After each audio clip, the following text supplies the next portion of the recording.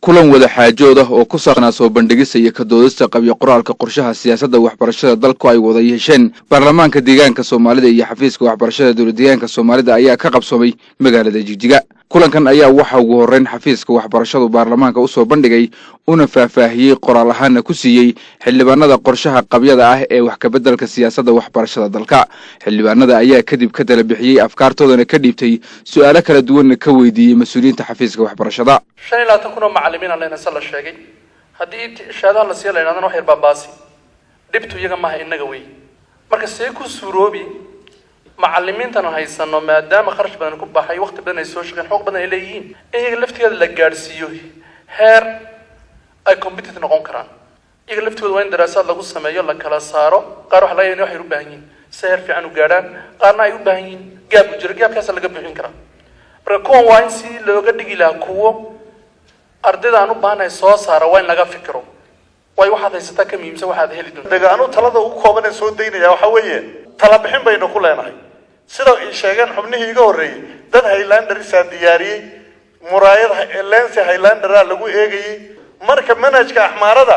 oday surwaal qumda ee xidhan oo bahdii iyo koofiyadii ballaadheyn xidhan ana waxaan sawirayaa oday macawis xidhan oo waa localization taadib ma laha moogtay marka ay iyo caruuris wato oo buurta baalinta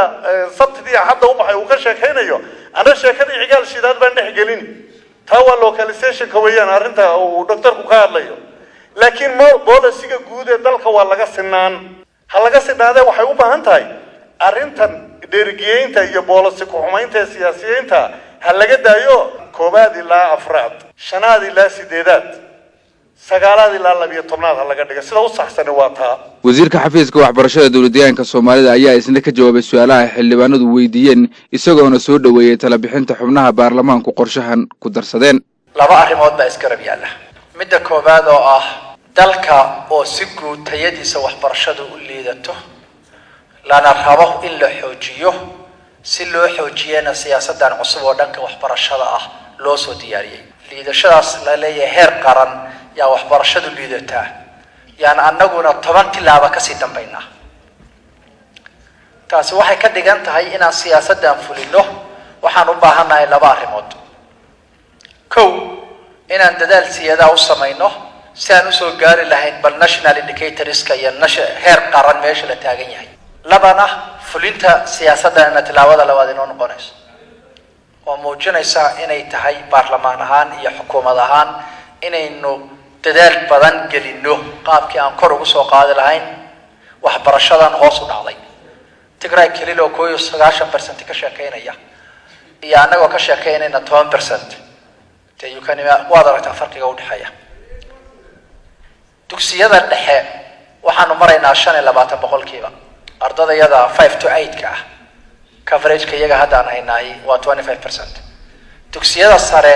waxaanu maraynaa 15% waad qiyaasi kartaa marka intaan hoos uga dambayno heer qaran xitaa 15% yaa ardadii dugsiyada sare laga rabay inay gasho inoo dhiganaysa ardadii fasalka 8aad inay gasho laga rabay 25% baa joogta taas waxay ka dhigan tahay inaan in badan ka dambayno heer qaran meeshii la rabay inaan joogno deegaan ahaan inaan siyaasaddan fulino affirmative action waan u baahanahay dadaal badan oo gudaheena inaan qabanaahna waan u baahanahay qorshahan qabyada ah muxuu yahay ahmiyad nooc ma ah ayuu deegaanka Soomaalida u leeyahay sidoo looga dhaqan gelin karaa su'aalahaas waxaan weydiinay mar kale wasiirka xafiiska waxbarashada dowladda deegaanka Soomaalida saad ogsoontihiin ba waxa la diyaariyay qabyo qoraal cusub oo ka turjumaya siyaasadda cusub ee waxbarashada ee dalka lagu hagi doono 15 sano soo socota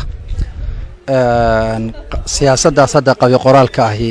waxaa loogu talagalay dhammaan qaybaha kala duwan ee dawladda iyo qaybaha kala duwan oo bulshadu inay ka tashadaan isla falanqeeyaan ka doodaan ay kadibna wixii tala bixin ah iyo wixii xoojin ah iyo wixii gashi ah oo dhan ay ku darsadaan si ay loo xaqiijiyo inuu noqdo midkii dalka ka caawin lahaa in 15 sano soo socda la soo saaro cudud waxbaratay siyaasaddaas draftiga ah ama qabyo qoraalka amaantayto yaan waxaan u soo bandhignay golaha xildhibaanada si ay uga doodaan fikirkooda uga dhiibtaan gashi ugu yeeshaan xaqiijiyaanna inuu ka turjumi karo baahida dalka iyo deegaankaba inuu waafaqsan yahay dhaqankeenna inuu waafaqsan yahay xaaladda deegaanku ku sugan yahay inuu ka turjumayo baahida waxbarasho ee xoolo dhaqatada dadka reer guuraaga ah oo in badan siyaasadaha waxbarashada iyo siyaasadaha guud ee dalka aad moodid in lagu gacan bidixeeyo xildhibaanadu talooyin badan oo muhiimana siiyaan oo gashi u noqonaya sii xoojinta qoraalkan qorshahan qabyada ah ee wax lagaga bedelayo siyaasadda waxbarashada oo ay diyaariyeen khubro aqoon-yahamiin ah ayaa deegaamada dalka loo kala diray si ay uga soo tala bixiyaan baarlamaanada deegaanada hogaaminta deegaanada iyo sidoo kale qaybaha bulshada.